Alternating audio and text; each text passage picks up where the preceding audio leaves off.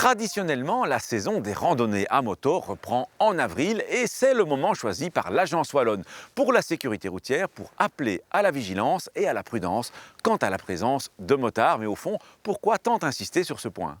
Il y a un réel problème de détectabilité des motards. Dans plus d'un accident sur deux impliquant un motard et un autre usager, l'autre usager n'a pas vu le motard.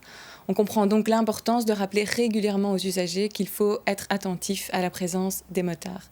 Les motards sont les usagers qui risquent le plus leur vie sur nos routes. Ils ont un gabarit plus réduit, ce qui les rend moins visibles, et ce qui fait aussi que les automobilistes ont plus de difficultés à évaluer leur vitesse. Ils n'ont pas de carrosserie et donc les conséquences des accidents dans lesquels ils sont impliqués sont toujours beaucoup plus graves. Le conducteur d'une moto a, par kilomètre parcouru, 57 fois plus de risques d'être gravement blessé ou de perdre la vie dans un accident de la circulation par rapport à un automobiliste. Avec le retour du printemps, le nombre de motards sur nos routes augmente considérablement et c'est donc le bon moment pour rappeler aux usagers et particulièrement aux automobilistes qu'il faut faire attention à ces motards. Il y a plusieurs situations qui sont typiquement dangereuses pour les motards. Parmi celles-ci, on peut citer le tourne à gauche. Donc un automobiliste décide de tourner à gauche et il ne voit pas qu'un motard arrive en sens inverse. Ou il le voit, mais il se dit qu'il a le temps de passer et il lui coupe la route. On peut également citer la remontée des fils. Donc, les motards, en cas d'embouteillage, ont le droit de remonter les fils à vitesse réduite. Un automobiliste peut décider de changer de bande de circulation sans voir qu'un motard arrive à sa hauteur. Il y a deux choses que les automobilistes doivent absolument faire pour assurer la sécurité des motards. Premièrement, regarder dans les rétroviseurs systématiquement. Il faut également tenir compte de l'angle mort. Et donc, il faut toujours utiliser les 3 rétroviseurs et même se retourner avant d'effectuer une manœuvre. Deuxièmement, il faut toujours marquer tous les changements de direction à l'aide des feux clignotants. Les motards, eux, doivent de leur côté vraiment veiller à ne pas surprendre les automobilistes et à respecter les limitations de vitesse. Outre l'affiche qui sera présente pendant tout le mois d'avril le long des routes, un spot radio sera également diffusé après les vacances de Pâques, rappelant encore une fois la présence des motards. Il y aura également un film viral qui mettra en scène des situations particulièrement dangereuses pour les motards et qui donnera des conseils pour les éviter.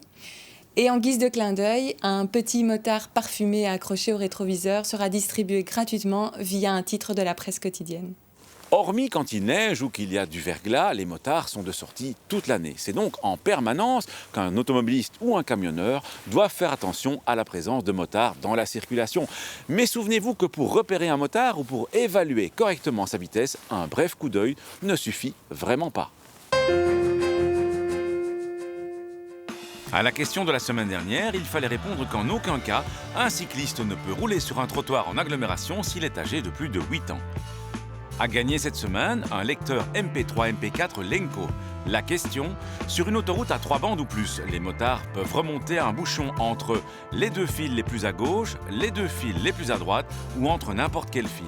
Soit vous téléphonez au 0905 56 493, soit vous envoyez un SMS au 60 20 en tapant contact 1, 2 ou 3 et vos coordonnées complètes.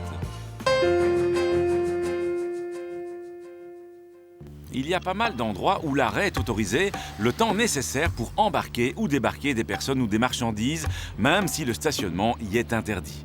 S'arrêter quelques instants est ainsi autorisé devant un garage ou sur un arrêt de bus. Par contre, il faut se souvenir que l'arrêt en double fil est lui bel et bien interdit par le code de la route.